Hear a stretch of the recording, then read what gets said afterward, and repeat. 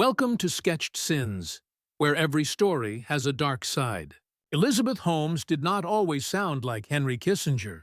There is recorded footage of her at 19 with a normal woman's voice. She practiced lowering it for a year. By 23, she could fool a board of 4 Secretaries of State. She also could not, no matter how hard she tried, build the machine she had promised them. You're watching Sketched Sins.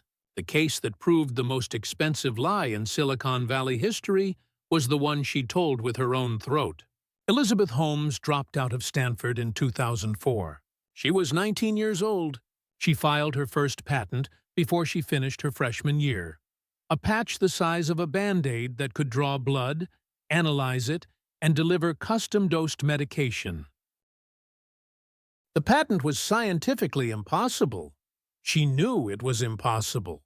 Her parents, a Houston government bureaucrat and a stay-at-home mother who had once been related to the founder of Fleischmann's Yeast, gave her $100,000 to start a company.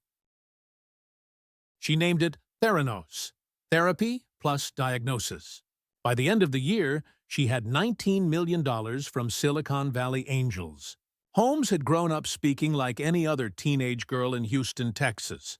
Family videos from her senior year of high school exist. Her speaking voice in those videos is a normal soprano. Beginning in late 2005, the year she turned 22, she started dropping her register every time a camera was pointed at her. By 2007, she had committed to it full-time. Her brother Christian, who was 3 years younger and would later work at Theranos, told prosecutors he had assumed his sister had developed a medical condition. She had not. She was learning to imitate Steve Jobs. The machine Theranos promised the world was called the Edison. It was the size of a desktop printer.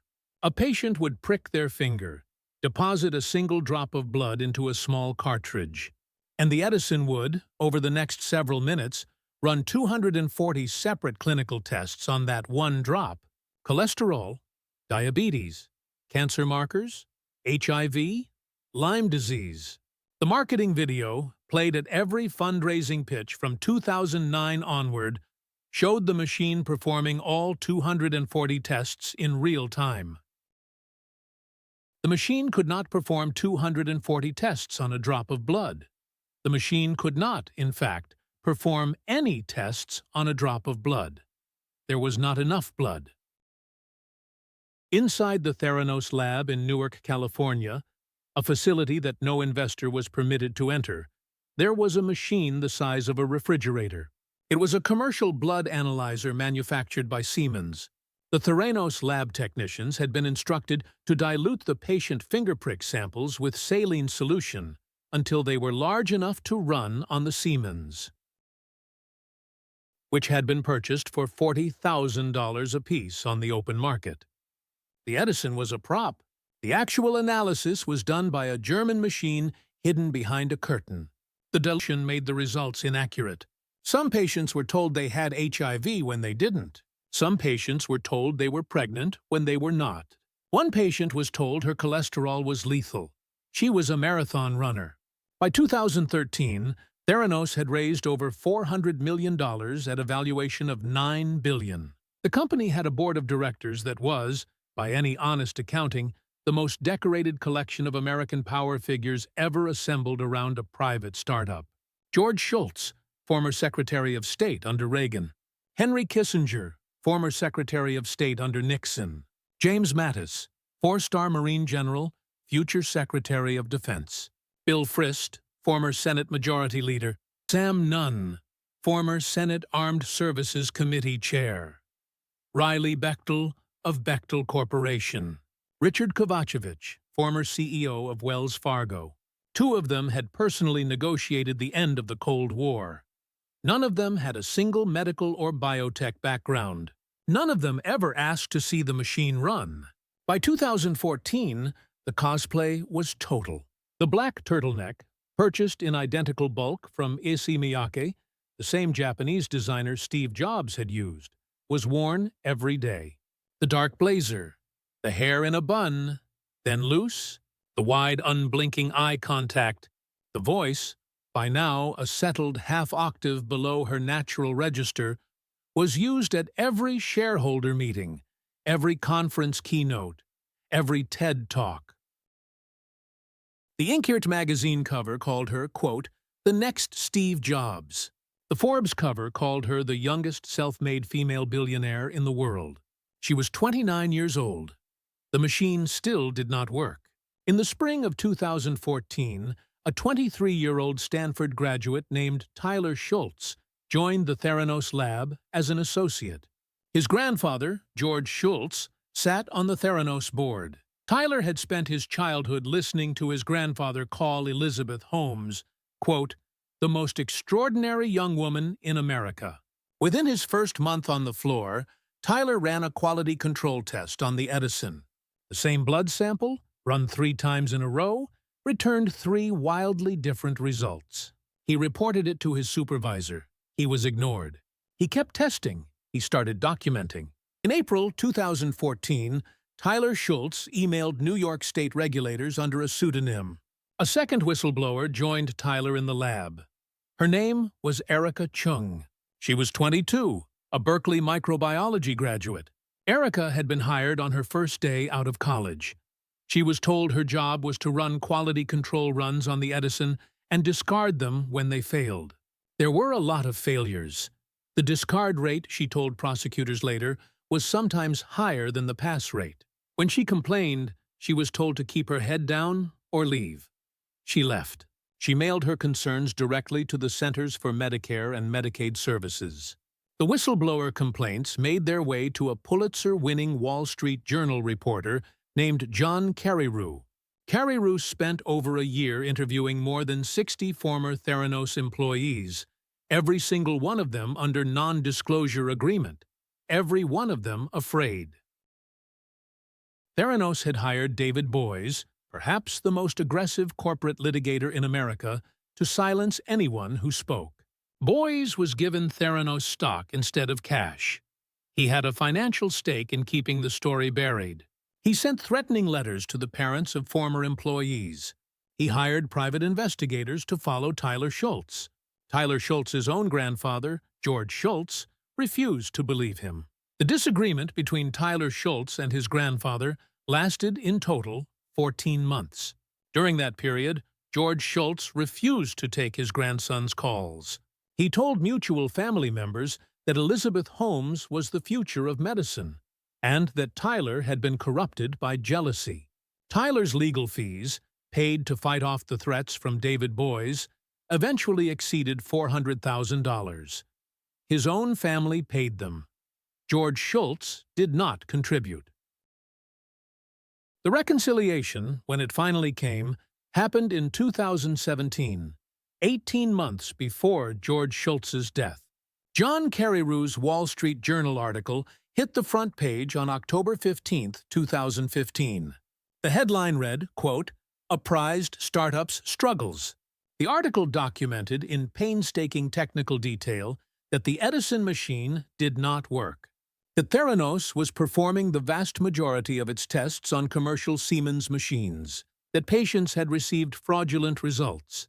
Within 30 days of publication, the valuation of Theranos began an unrecoverable collapse. The Centers for Medicare and Medicaid Services began an inspection. Walgreens, which had partnered to run Edison machines in 40 pharmacy locations across Arizona, suspended the program. There was, throughout the entire decade-long Theranos saga, a second figure beside Elizabeth Holmes, who was almost never seen in public. His name was Ramesh Balwani, known as Sonny. He was 20 years older than Holmes. He had made a small fortune in the dot-com boom. By 2009, he was both the chief operating officer of Theranos and her live-in boyfriend, a relationship the board did not know about. Sonny Balwani enforced the omerta inside the company. He fired employees who asked questions. Holmes would later testify that he had emotionally abused her for the entire decade. The jury did not believe her. The federal trial of Elizabeth Holmes began in San Jose, California, on August 31, 2021. She was charged with 12 counts of wire fraud. 2 counts of conspiracy. She arrived at the courthouse every morning holding hands with her then-current partner, William Evans, the heir to a hotel fortune. She was visibly pregnant during the trial. Her son William was born in 2021. Her second child, a daughter, was born during sentencing. Her defense team argued that Sunny Balwani had manipulated her. The prosecution played, for the jury, audio of her keynote speeches in her artificial baritone, alongside family video of her speaking in her natural voice. The contrast was, by every account, devastating.